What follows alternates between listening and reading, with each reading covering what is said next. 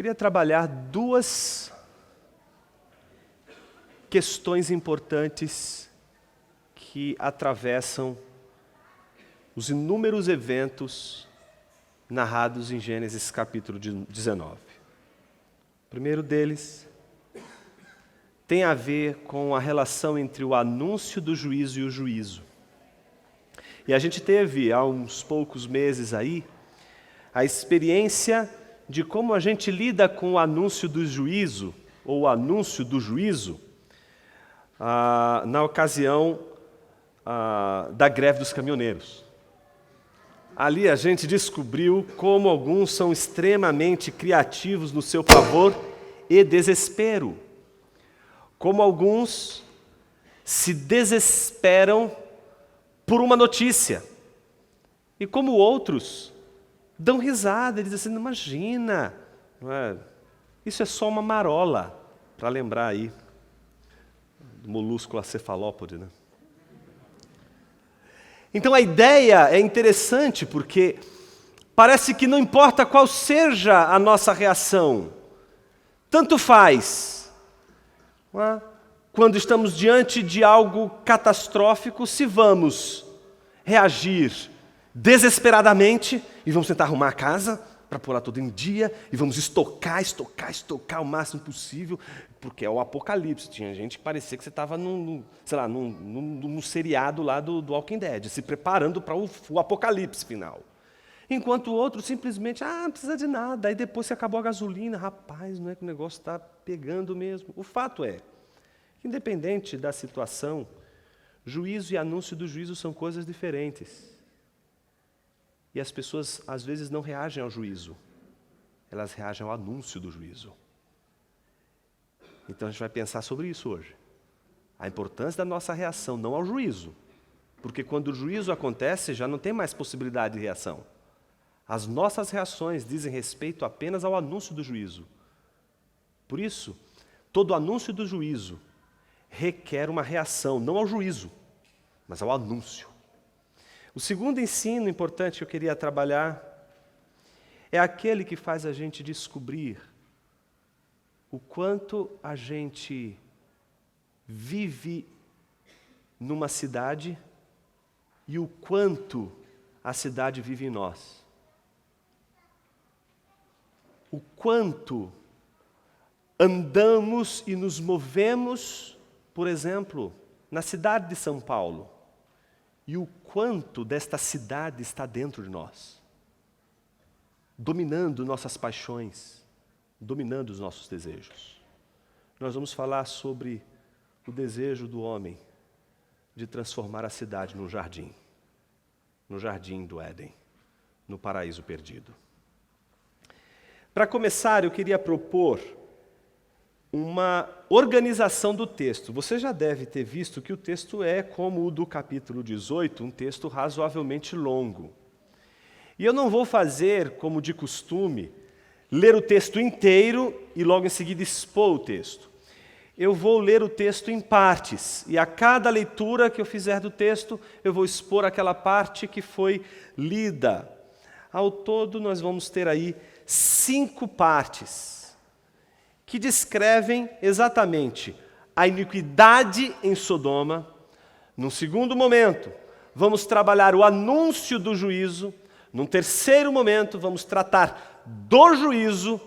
E no quarto momento, vamos trabalhar a fidelidade de Deus, encerrando com o quinto momento sobre a iniquidade de Sodoma.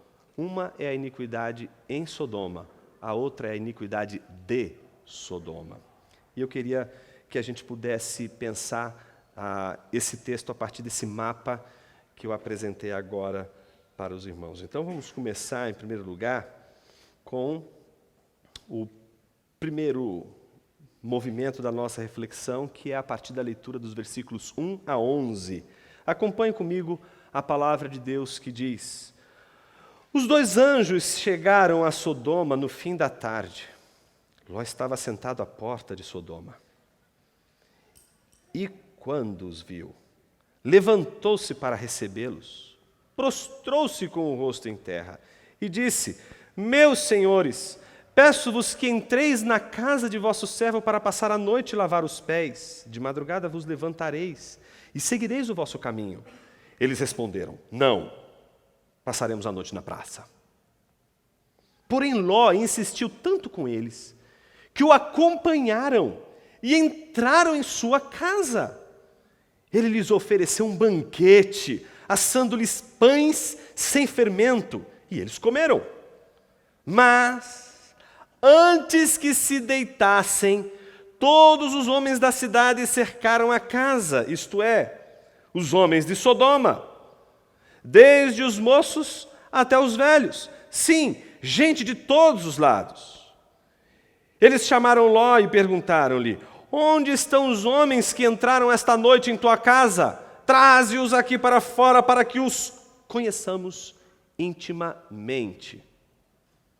Então Ló saiu à porta para falar com eles. Fechou-a atrás de si e disse: meus irmãos, peço-vos que não vos porteis de modo tão perverso. Tenho aqui 2 filhas que ainda não conheceram homem na intimidade. Eu as trarei aqui fora. Fazei com elas como bem vos parecer. Apenas nada façais a estes homens, pois estão sob o abrigo do meu teto. Porém eles disseram: sai daí! E continuaram: esse indivíduo veio viver aqui como estrangeiro e quer fazer-se de juiz. Agora faremos mais mal a ti do que a eles. Então atacaram o homem, isto é, Ló, e avançaram para arrombar a porta. Mas os hóspedes, estendendo as mãos, puxaram Ló para dentro de casa e fecharam a porta e feriram de cegueira os que estavam do lado de fora, do mais novo até o mais velho, de maneira que se cansaram de procurar a porta.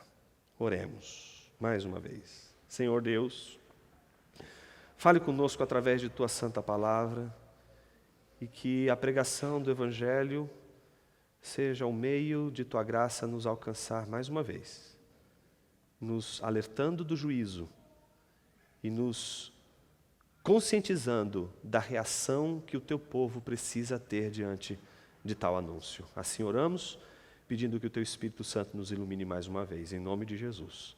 Amém.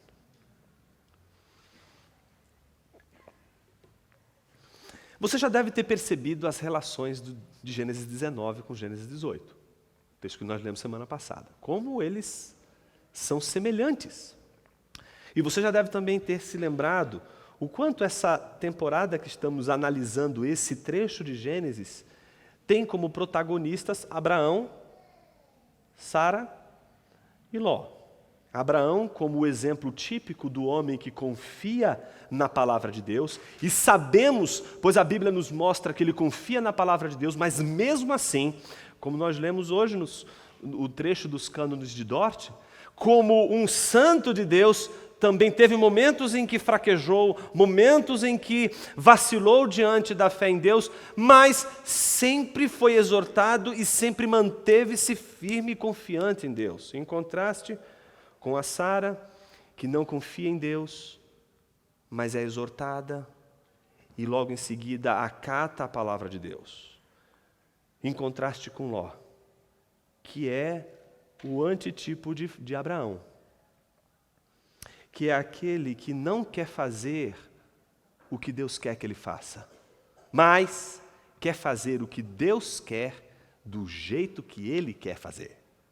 Não do jeito que Deus orienta, não da forma como Deus prescreve, mas como ele julga realizar aquilo que Deus quer que ele realize do seu jeito, da sua maneira. Nós tivemos a experiência de perceber que Abraão e Ló estão no caminho de Deus, eles estão ali no lugar onde Deus colocou eles para prosperarem, e eles começam a prosperar, e se você recorda daquele sermão, você vai lembrar que eles tiveram que romper, porque os seus empregados estavam um lutando contra o outro, então para que houvesse paz eles precisaram dividir. E vocês lembram muito bem que Ló, naquele contexto, foi exatamente encorajado por Abraão a tomar a decisão. E Ló, se você lembra muito bem, Ló, ele não seguiu a orientação que Deus havia dado. Ele não procurou saber como Deus enxergava a cidade, ou como Deus enxergava o lugar para onde ele iria. Ele simplesmente levantou os olhos, viu a cidade de Sodoma, se encantou com Sodoma e escolheu ir para Sodoma. E ir para Sodoma era muito mais do que fazer sua própria vontade e não a vontade de Deus. Ir para Sodoma era contrariar o sistema de Deus. O sistema de Deus para a fundação do seu povo era o sistema da peregrinação. Não era o sistema da cidade, não era o sistema de se fixar numa cidade, mas era exatamente o contrário, era o sistema da peregrinação. Eles estavam em peregrinação para a cidade, mas eles ainda não estavam vivendo, numa cidade. Em contraste, Ló, ele não quer mais andar como um peregrino. Ele olha a cidade e vê tudo aquilo que a cidade representa, e então escolhe ir para a cidade. E a grande pergunta é, por que ele escolhe ir para a cidade? Se você voltar as páginas da sua Bíblia para o capítulo 13, versículo 10,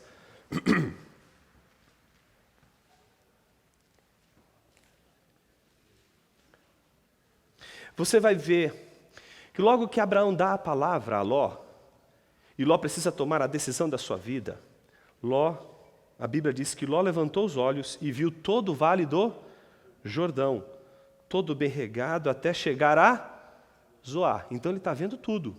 Está vendo Sodoma e está vendo aquela pequena cidade que se chama Zoar. Bem junto, bem próximo. Mas ele está vendo isso antes de o Senhor destruir Sodoma e Gomorra. Mas como ele vê essa cidade? Isso é o mais importante.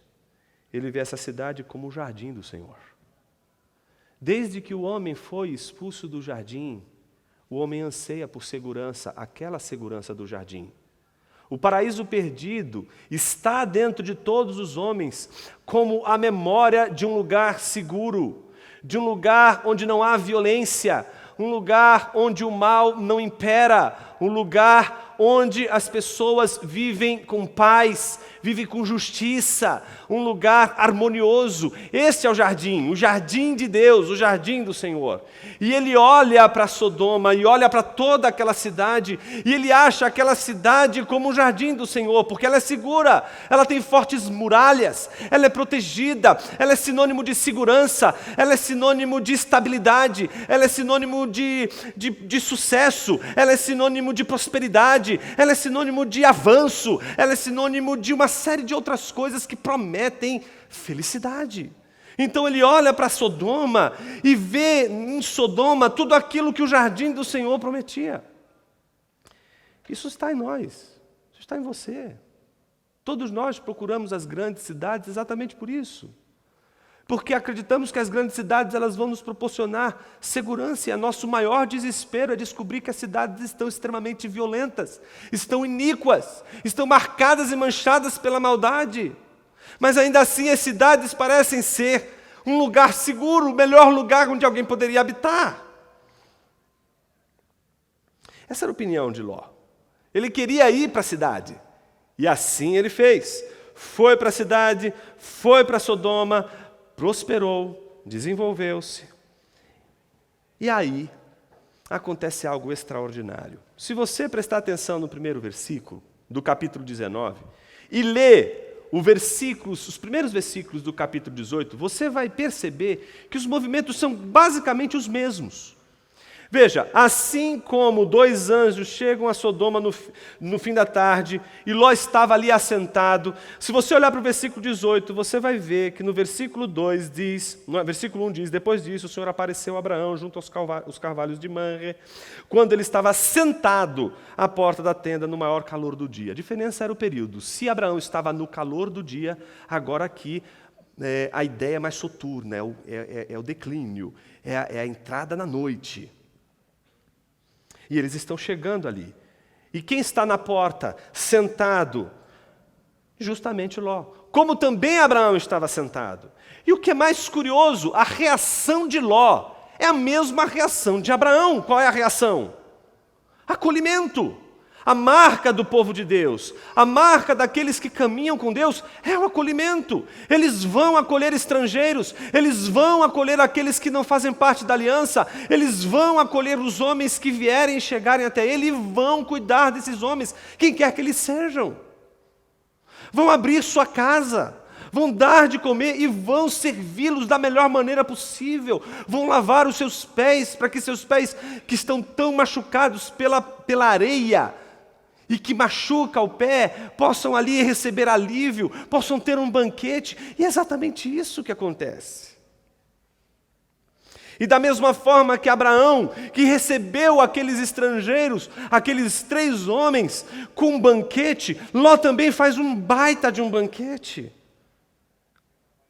Ele insiste, porque parece que os 2 anjos, e a gente sabe que eles estavam lá com Abraão no momento em que Abraão os recebe, então eles estão acostumados a ser bem tratados pelo povo de Deus, já foram bem tratados por Abraão, e agora eles vão ser bem tratados por Ló, mas eles parecem que não querem ficar ali. Eles parecem que querem ir para onde? Para a praça. Eles, não, a gente vai passar a noite aqui na praça.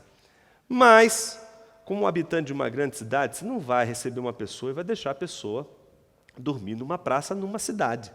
Porque você sabe que é um lugar extremamente perigoso.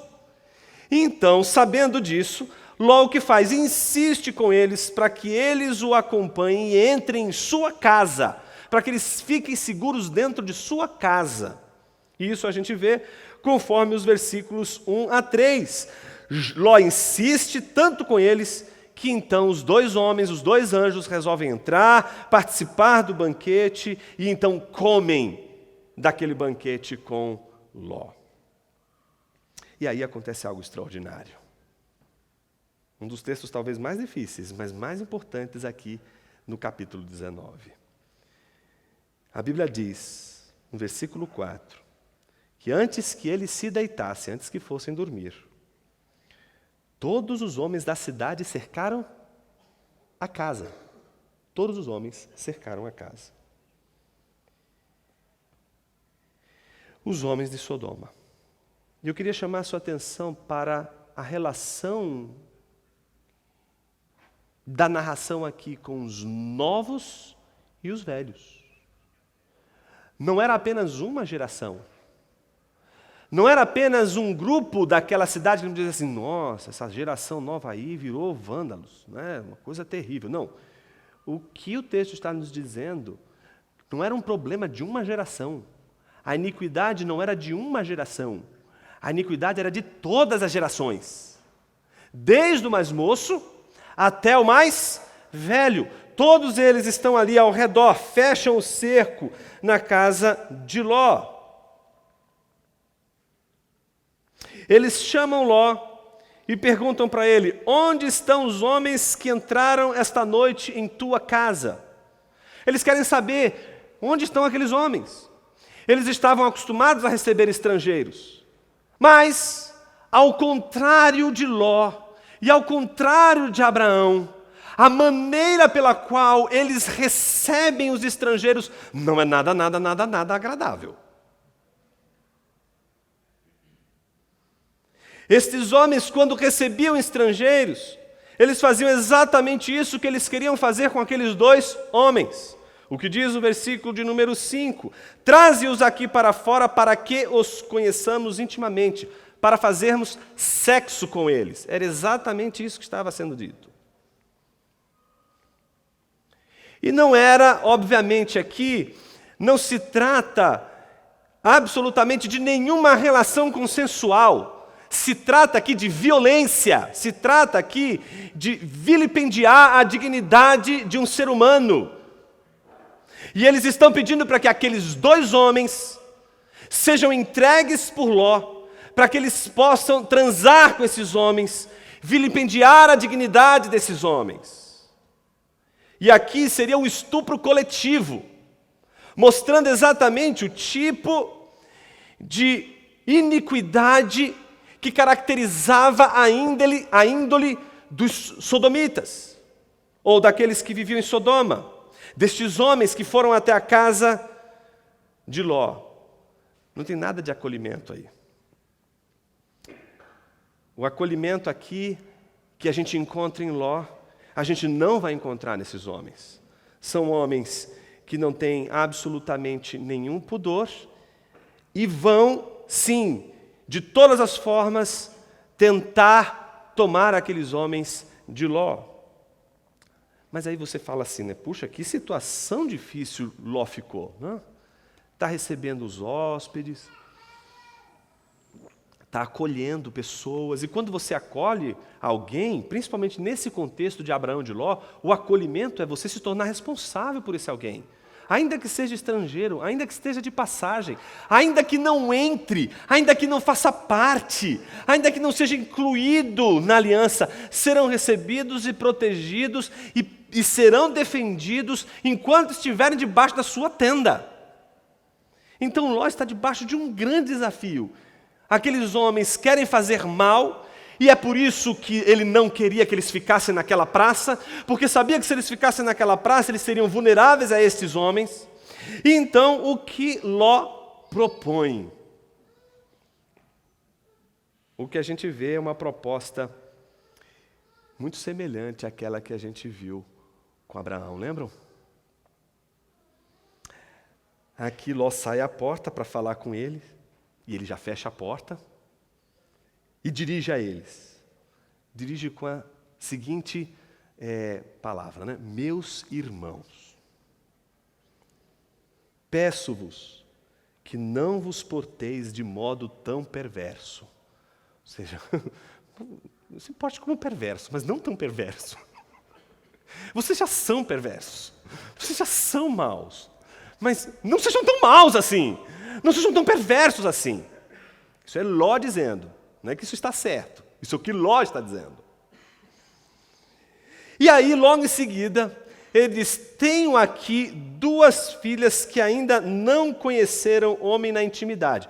Você sabe, quando a Bíblia usa a palavra conhecer, principalmente conhecer na intimidade, ela está falando da relação sexual. Está dizendo o seguinte, as minhas filhas não casaram, elas ainda estavam por casar, elas estavam comprometidas, porque a gente vai ver daqui a pouco que Ló tem seus genros, elas têm um comprometimento, mas ele, que é responsável pela sua família e responsável por os hóspedes que estão em sua casa, naquele momento em que os seus hóspedes estão sendo ameaçados, então ele oferece suas próprias filhas para aqueles homens iníquos, e ele diz, eu as trarei aqui fora, fazei com elas como bem vos parecer.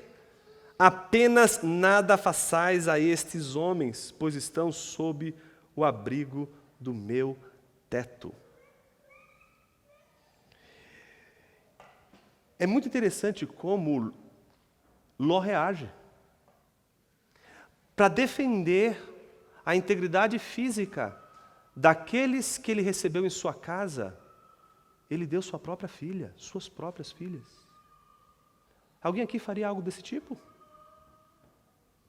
Os pais de meninas fariam isso? Tomariam esse tipo de atitude? Entregariam suas filhas a homens iníquos para manter estrangeiros dentro da sua casa com integridade? Se você acha que uma pessoa que seria capaz de fazer algo desse tipo, uma pessoa de caráter forte demais e bastante comprometida com os estrangeiros, com gente que não conhece, a ponto de entregar suas próprias filhas, você jamais poderia duvidar do que Deus fez por homens estrangeiros como nós, quando entregou seu filho naquela cruz. O interessante nessa passagem é que Ló não é um santo. Ló não é o tipo de Deus. Ló não é o tipo de Cristo. Mas, ao mesmo tempo, a maneira pela qual ele lida com a situação para manter a integridade física daqueles homens, que são homens que eles consideram importantes porque ele, inclusive, se prostra diante deles, é tão forte que ele é capaz de entregar suas próprias filhas para que a integridade física daqueles 2 homens, sejam mantidas. Mas parece que os homens de Sodoma não apreciavam as mulheres. Então, o versículo 9 diz exatamente o seguinte: sai daí! Eles reagem de forma contrária. Eles não aceitam a proposta dele. Não aceitam a proposta das suas filhas. Então eles querem fazer aquilo que eles considerariam, na hierarquia das maldades, algo muito maior, algo muito mais perverso. Então é como se fazer o mal àquelas duas moças não fosse tão perverso como fazer o mal àqueles dois homens.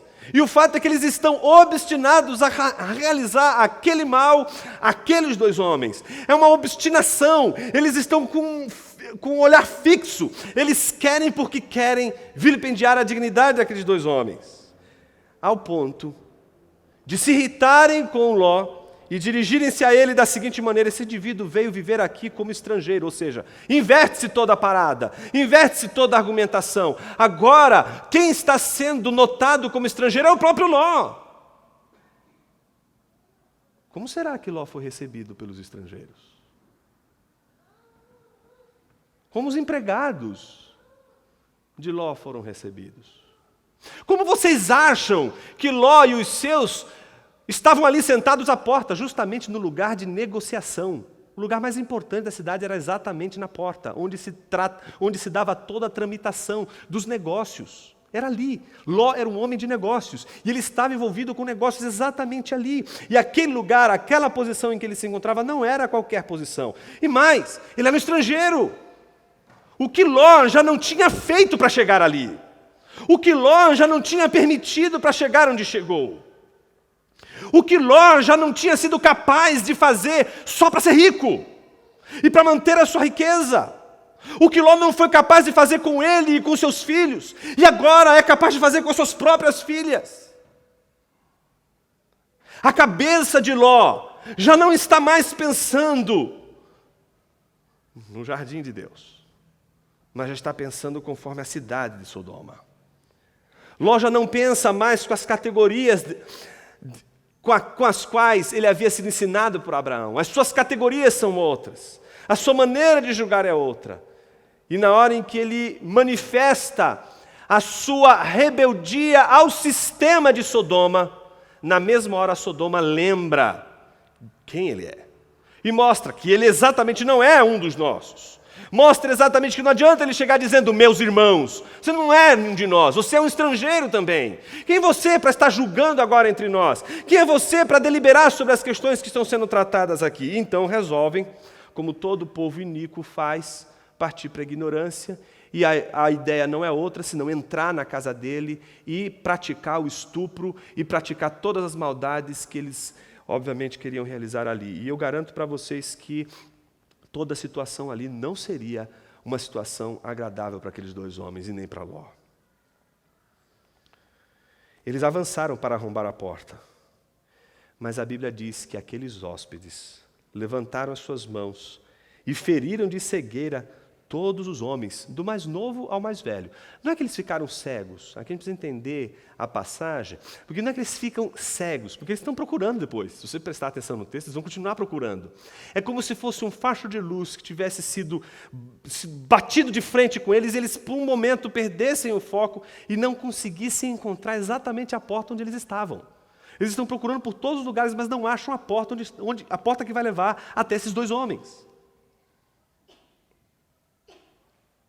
Eles se cansam de procurar e desistem, portanto, de praticar aquela iniquidade. E assim termina essa primeira parte. A primeira parte, portanto, mostra o quanto Sodoma era marcada por iniquidade. A segunda parte vai do versículo 12 ao 22. Acompanhe comigo a leitura. Então os homens disseram a Ló. Quem são esses homens que se dirigem agora a Ló? Não são mais os homens iníquos, porque os homens iníquos, depois que arrombam a casa e não conseguem encontrar os homens, os dois homens, eles se mandam, vão embora. Só quem fica agora é Ló, suas filhas, sua família, e agora os dois homens que olham para Ló e dizem exatamente o seguinte: tens mais alguém aqui? Você lembra da pergunta que os três mensageiros, a pergunta que eles fizeram a Abraão? Tem mais alguém aqui? Cadê Sara? Onde está Sara? Parece que o autor O narrador dessa passagem está o tempo todo preocupado em chamar a atenção dos seus leitores para o fato de que os anjos de Deus, eles estão procurando lidar com uma situação que não envolve só Abraão, mas envolve também aqueles que estão debaixo do cuidado de Abraão. Não vão lidar só com Ló, mas querem saber de Ló e daqueles que estão debaixo de Ló. A mesma coisa vai acontecer aqui. Onde estão? Não é? Tem mais alguém aqui? E ele diz: genros, teus filhos e tuas filhas, e todos quantos tens na cidade, tira-os daqui, pois vamos destruir este lugar. Porque o clamor contra ele tem crescido muito diante do Senhor, e ele nos enviou para destruí-lo. Assim que Ló saiu, foi falar com seus genros. Queriam se casar com suas filhas, e disse-lhes: levantai-vos, saí deste lugar, porque o Senhor irá destruir a cidade. Mas seus genros achavam que ele estava brincando. Ao amanhecer, os anjos insistiam com Ló, dizendo: levanta-te, toma tua mulher e tuas 2 filhas, que aqui estão, para que não morras no castigo da cidade. Porém, ele se demorava. Então os homens pegaram pela mão a ele, sua mulher e suas filhas, sendo o Senhor misericordioso com ele, e tirando-o, deixaram-no fora da cidade. Assim que os tiraram de lá, um deles disse: foge, salva a tua vida, não olhes para trás, nem pares em lugar nenhum desta planície, foge lá para o monte, para que não morras. Mas Ló respondeu: assim não, meu senhor. O teu servo tem achado favor aos teus olhos, e tens me mostrado grande misericórdia, salvando minha vida. Mas não posso fugir para os montes, pois este mal poderá apanhar-me e morrerei. Aqui perto há uma cidade para a qual posso fugir. É uma cidade pequena, permite que eu fuja para lá. Ela não é pequena, e salvarei a minha vida. E ele respondeu: também te atenderei a esse respeito, e não destruirei a cidade de que acabas de falar. Apressa-te, foge para lá, porque nada poderei fazer enquanto não chegares lá. Por isso aquela cidade foi chamada Zoar. Só até aqui. Vocês perceberam o que aconteceu na passagem, nesse texto? Agora, depois de o narrador mostrar para a gente a iniquidade da cidade de Sodoma e dar para a gente uma fotografia do sistema de Sodoma, daquela cidade que é Sodoma, vai se fazer logo em seguida um anúncio do juízo.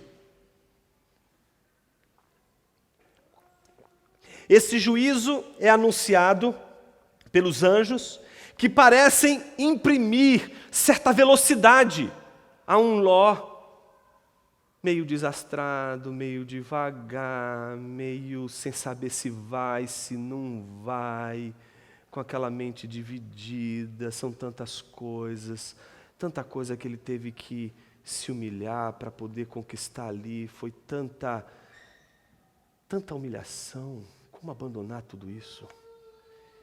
Parece que ele está lerdo. Ele não está conseguindo perceber o tamanho da urgência. Ele não está conseguindo, diante de tudo aquilo que ele viu, ele não está conseguindo se escandalizar. Ele não está conseguindo se escandalizar com Sodoma. Ele não consegue se escandalizar com o que acabou de acontecer. Ele não consegue se escandalizar nem com o fato de que ele acabou de franquear suas 2 filhas. Ele está lento. Alguma coisa parece estar prendendo ele.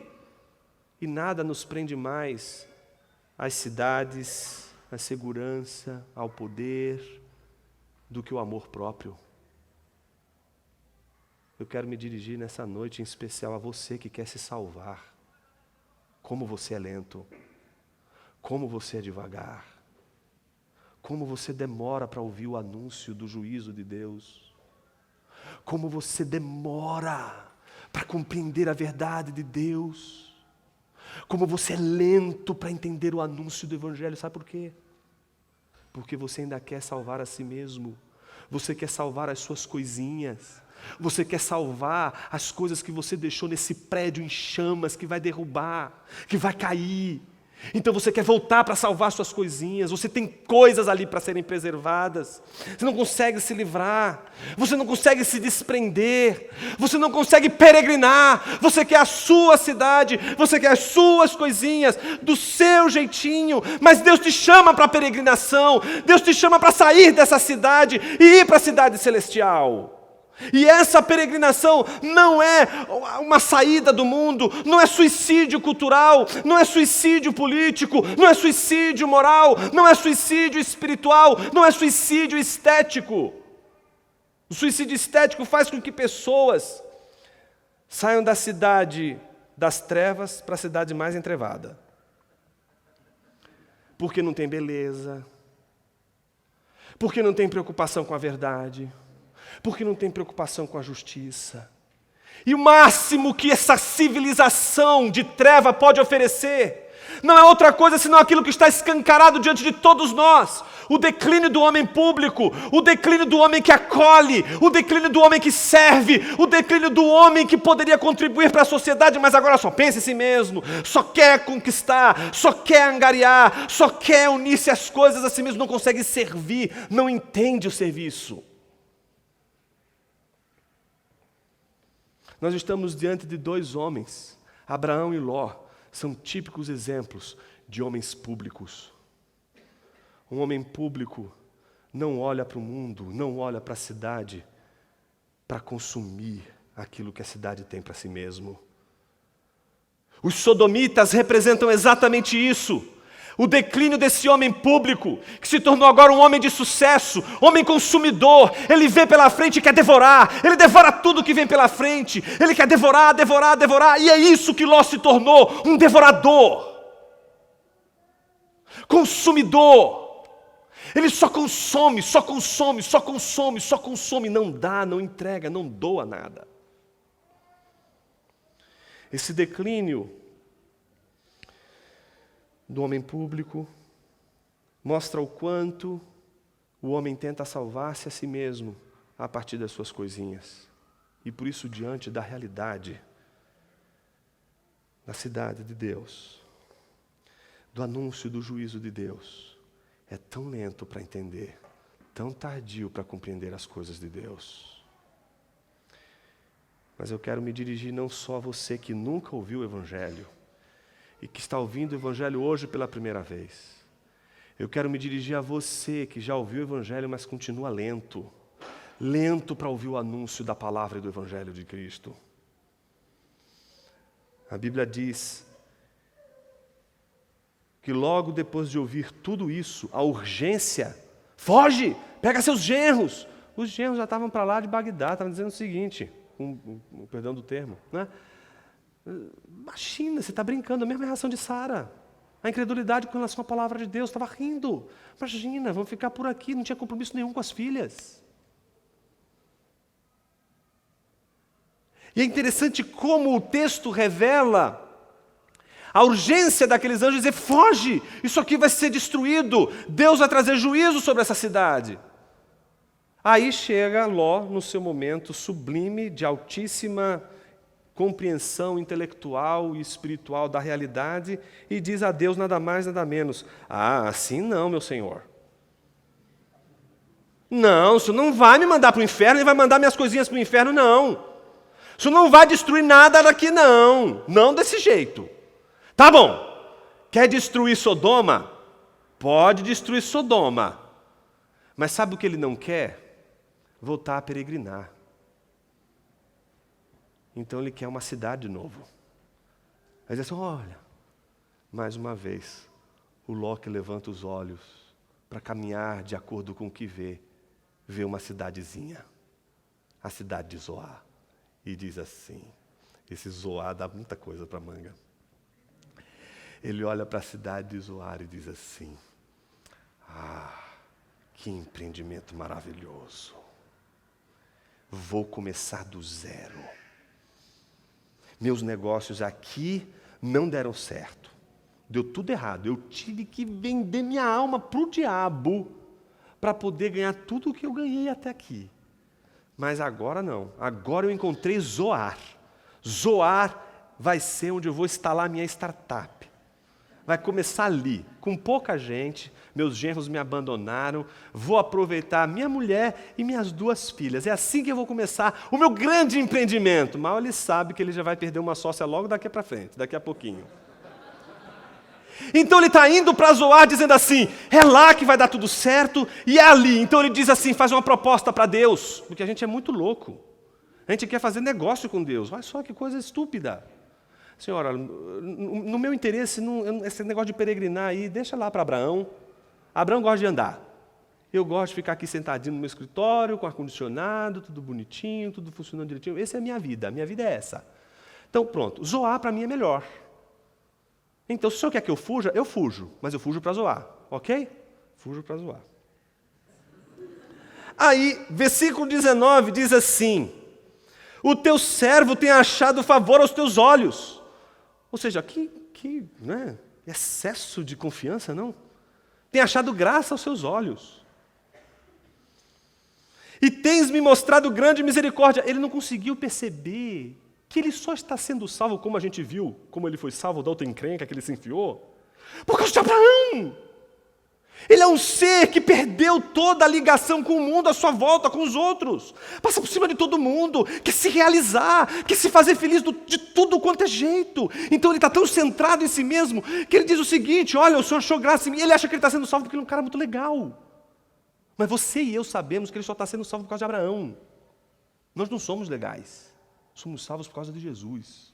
Você não é uma pessoa bacana. Deus não olhou para você e fez uma cosquinha na sua barriguinha e disse assim: ô garotão, vem pro meu churrasco celestial aqui. Não. Você não é uma pessoa bacana. A pessoa bacana aqui é Jesus. Ele olha para Jesus. E por isso eu e você não somos fulminados. Ele nunca vê você como você é, porque ele te vê através de Jesus. Mas você pode achar que Deus está encantado com você. E que Deus assim: cara, que demais esse seu projeto, Zoar, legal, vamos te ajudar, eu vou te ajudar, vou mover os céus. Você precisa de anjo, você precisa de que tipo de anjo? Eu vou mandar uns anjos lá para fazer todo o seu caminho, você vai prosperar, você vai ser feliz. Ele espera isso de Deus.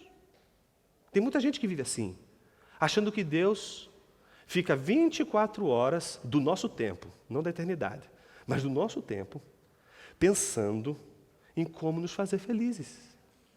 Ai, deixa eu ver, como que eu posso fazer, né, fulano feliz hoje? Ah, ele está tão abatido, deixa ele abrir um programa de canal da TV aqui para dar uma animada nele. Deus não fica 24 horas pensando em 1000 maneiras de te fazer feliz. Ele já fez isso, de uma vez só, lá no madeiro. Você que não está vendo, porque você é muito lento. Porque você é muito lento. Porque você está de olho em Zoar, quando você tinha que estar de olho na cruz. Você está de olho no teu empreendimento, quando você tinha que estar de olho no Filho de Deus. Mas Deus, com a sua muita misericórdia, faz com Ló o que ele costuma fazer com um monte de profetas santos de Deus. Ele investe. Deus é talvez assim um dos seres mais incríveis e mais incompreensíveis que a gente possa, de alguma forma, ter na frente, porque Ele é capaz de investir em empreendimentos fadados ao fracasso. Ou seja, o sujeito está dizendo assim: Senhor, eu não quero fazer a tua vontade, sendo explícito. Eu não quero fazer o que o Senhor quer fazer, eu quero fazer o que eu quero fazer. O Senhor acha que é melhor ir lá para Abraão, mas eu acho que é melhor ir para Zoar, ok? Então eu vou fugir de ti. E sabe o que Deus faz? Patrocina a fuga dele. Ele faz isso. Você lembra lá do profeta Elias? Recebeu uma notícia, a gente fica apavorado com notícias de juízo, né? E a notícia é a seguinte: você desafiou os profetas, você viu lá, né? Morreu muita gente, a coisa ficou feia para o seu lado, viu? O povo está meio irritado. E tem uma pessoa que ficou muito irritada, e o nome dela é Jezabel. Quando ele ouve Jezabel e sabia do que Jezabel representava, ele ficou apavorado, entrou em depressão. E aí resolveu fugir de Deus, fugir daquilo que tinha sido tratado por Deus. E aí Deus vai acompanhar ele na fuga. Aí sabe o que é mais lindo do texto bíblico? Mostra lá, no meio do caminho, o profeta fugindo de Deus. Tá certo? Fugindo de Deus. Aí ele está cansado, com fome. Sabe o que Deus faz? Manda comida para ele. Ele diz: olha, você vai precisar de muita energia para você fugir de mim. Então eu estou te dando aqui todo o suporte necessário que você precisa para fugir de mim. Aliás, eu estou te dando, como a gente lê hoje no Cânone de Dort, né? Eu estou te dando, pela minha graça para você fugir de mim. Você vai precisar dela. Você não vai conseguir fugir de mim, se não for pela graça. Porque a graça opera em tudo. Então Deus alimenta o profeta para fugir dele mesmo. Como que dizendo, vamos ver até onde vai a sua fuga. Vocês lembram onde é que Elias vai parar? Numa caverna. É o único lugar que a gente se encontra quando a gente quer fazer os nossos programas darem certo. No final a gente se enfia numa caverna. Não quer falar com mais ninguém e é ali que ele se encontra. E sabe o que acontece? Deus aparece e diz assim, você não vai continuar seu trajeto? Não, não tem mais, eu estou aqui na caverna, aqui é a linha de chegada, acabou. Minha fuga só me trouxe até aqui. Não é? Uns vão para o vento do peixe, outros vão para a caverna. Mas quem foge tem sempre um limite. O limite está aí. E o limite é a caverna. Por que você foi parar nessa caverna? Por que você está fugindo? Veja, Deus fez o cara percorrer não sei quantos quilômetros para fazer essa pergunta. Por que você fugiu? Por que não fez antes? Deus espera o cabra fugir, andar, ir para a caverna, para na caverna fazer a pergunta de ouro. Por que você fugiu? Ele começa a dizer, veja como ele não é um homem público, ele é um homem em declínio. Ele diz assim, Senhor, eu estou sozinho, ninguém batalha comigo. Essa coisa que a gente fica, quando a gente está em crise, a gente começa, ninguém está comigo, ninguém me ajuda, eu faço tudo sozinho, ninguém olha para mim, ninguém cuida de mim, todo mundo se esquece de mim, eu sou um homem invisível, eu sou uma mulher invisível, ponto final. Eu disse, mas quem foi que disse que você está sozinho? Tem um monte de gente que não se dobrou diante de Baal e está lá. Quem foi que disse que você está sozinho? Quem foi que disse que você é o único? Quem foi que disse que se você não estiver lá, não vai ter homens honrando o meu nome? Quem foi que disse que você é a pessoa mais especial? Você não tem nenhuma desculpa, volta lá para o campo de batalha. Ou seja, Deus patrocinou a fuga do profeta para dar uma bronca nele, depois de ele ver até onde a sua estupidez seguiria. Meu irmão, não seja tão estúpido. Quando chegar a comidinha lá do urubu, não aceita, volta para o seu caminho, você já sabe que a graça de Deus está dizendo, olha, não vai ter volta, não vai ter jeito. Você vai conseguir pegar o navio para Tarsis, mas você não vai conseguir chegar em Tarsis. Ninguém chega em Tarsis, ninguém foge de Deus. Você não vai fugir de Deus. A coisa se complica, ele vai para Zoar, e do versículo 24 em diante nós vemos o juízo. Então, da sua parte, o Senhor fez chover enxofre e fogo do céu sobre Sodoma e Gomorra, e destruiu aquelas cidades e toda a planície, todos os moradores das cidades e o que nascia na terra. Vocês lembram de Babel? Vocês lembram de Noé? Um dilúvio?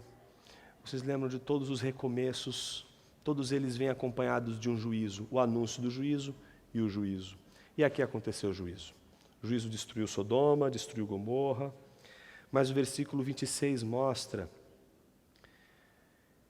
que a mulher de Jó olhou para trás e transformou-se numa estátua de sal. Interessante como a companheira de Ló é aquela que também não consegue confiar na palavra de Deus que disse, não olhe para trás. E como Eva, como Sara, ela também não confia na palavra de Deus. Vira sal.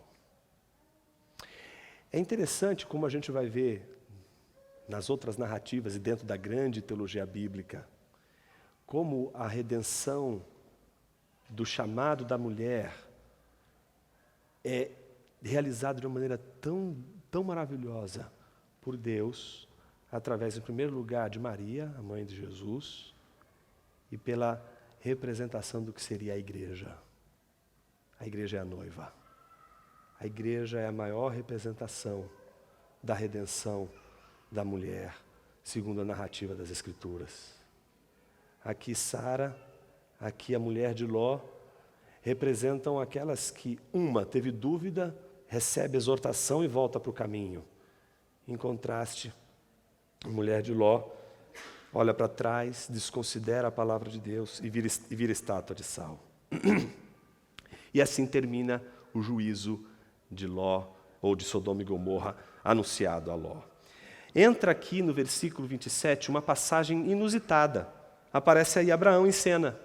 E esse trecho que vai do versículo 27 ao versículo 28, eles entram aí para dizer o seguinte, olha só, agora vocês vão entender por que tudo isso foi dito até então. Veja lá, Abraão levantou-se de madrugada e foi ao lugar onde havia permanecido em pé diante do Senhor.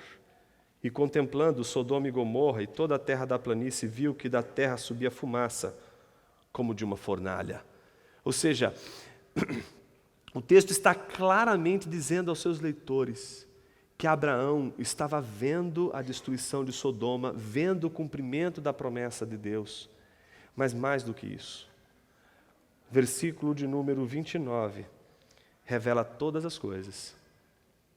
Aconteceu que quando Deus acabou com as cidades da planície, lembrou-se de Abraão e tirou Ló do meio da destruição, ao devastar as cidades onde Ló havia habitado. A gente viu hoje, no mínimo, duas intercessões. A intercessão de Ló, que sugere suas filhas em prol dos anjos, mas agora a gente vê a redenção realizada pela intercessão de Abraão. E essa sim, ela aconteceu. Foi por causa de Abraão, por causa de Abraão, que aquele único justo, que ainda estava ali em Sodoma e Gomorra, foi salvo. E esse justo, que não é Ló, mas é Abraão, foi aquele pelo qual Deus, porque estava próximo, por causa dele, salvou Ló. O texto termina, então, a gente viu o anúncio, o juízo, e o texto termina falando sobre a fidelidade de Deus e um caso interessantíssimo. Os versículos de 30 em diante diz: Ló subiu, vindo de Zoar, e foi habitar nos montes. Ou seja, o que aconteceu? Ele veio para Zoar, mas Deus tinha mandado ele para os montes, para peregrinar. Aí ele foi para Zoar e não conseguiu ficar em Zoar. Foi para os montes, não é isso? Pior de tudo, olha o que vem a seguir. As suas duas filhas foram com ele, como temia habitar em Zoar. Ele e suas duas filhas foram habitar numa caverna. Então a primogênita disse à mais nova: Nosso pai já está velho, e não há homem nessa terra para nos possuir, segundo o costume de toda a terra. Vamos dar vinho para o nosso pai beber e deitemo-nos com ele para que conservemos a descendência de nosso pai. Vocês lembram de Noé? Mesmo caso se repetindo aqui. Só que agora as duas meninas, para suscitar a descendência, dão vinho com outros interesses, que é o interesse de garantir a descendência do pai. Versículo 33 diz: Assim deram vinho para o pai beber naquela noite. A primogênita entrou, deitou-se com o pai, e ele não percebeu quando ela se deitou, nem quando se levantou. Porque se percebesse, jamais permitiria uma coisa daquela. No dia seguinte, a primogênita disse à mais nova: Ontem à noite eu me deitei com meu pai. Vamos dar-lhe vinho para beber também esta noite. Depois, entra e deita-te com ele, para que conservemos a descendência de nosso pai. Então tornaram a dar vinho para o pai beber, também naquela noite. A mais nova levantou-se e deitou-se com ele, e ele não percebeu quando ela se deitou, nem quando se levantou. Assim, as duas filhas de Ló engravidaram do próprio pai. A primogênita deu à luz um filho, a quem chamou Moabe. Este é o pai dos moabitas de hoje. A mais nova também deu à luz um filho, a quem chamou Ben-Ami. Este é o pai dos amonitas de hoje. Ou seja, aqueles que vão dar muito problema para Israel lá na frente, a gente vai ver nos nossos episódios lá na frente, os moabitas e os amonitas. O que acontece no desfecho desse texto? Tanto o início como o fim dessa passagem que a gente acabou de ler se dialogam, se conversam. A primeira parte, o que a gente descobriu, foi a iniquidade de Sodoma. Eles estavam em Sodoma e a iniquidade de Sodoma estava presente ali, entre as pessoas que viviam em Sodoma. Então eles mudam de lugar, eles vão para Zoar, eles não estão mais em Sodoma, mas as meninas ainda pensam da mesma forma que os sodomitas pensam. A mudança de lugar não representa a mudança de mentalidade.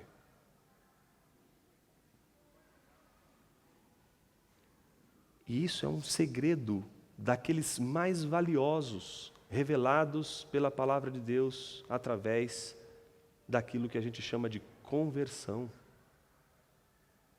As pessoas acham que conversão é mudança de hábito. As pessoas acham que Conversão é isso. O que é conversão, Jonas? Conversão é parar de beber, parar de fumar, parar de fazer coisa errada, não sonegar imposto, fazer um monte de coisa. Viver uma vida super regrada, toda bonitinha, para eu ficar bem na fita com Deus, ele fazer uma cosquinha na minha barriga e dizer, você já está no meu churrasco celestial, ok? Não. Não. 1000 vezes não.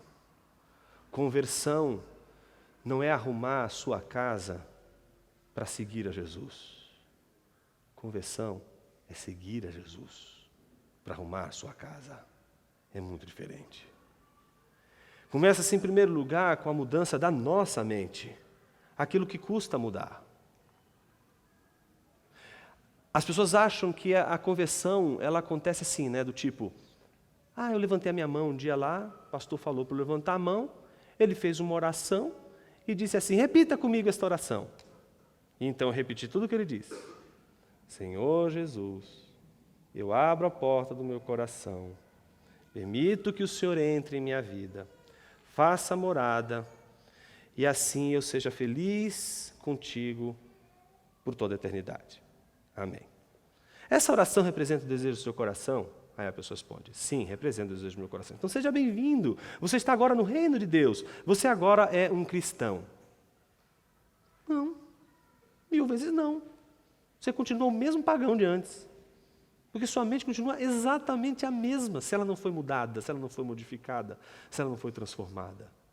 Aí você diz assim, mas Jonas, como isso? Quando você lê Colossenses, você entende o que isso significa. Lá Paulo diz que Deus nos tirou com raízes do império das trevas, da Sodoma que a gente vivia.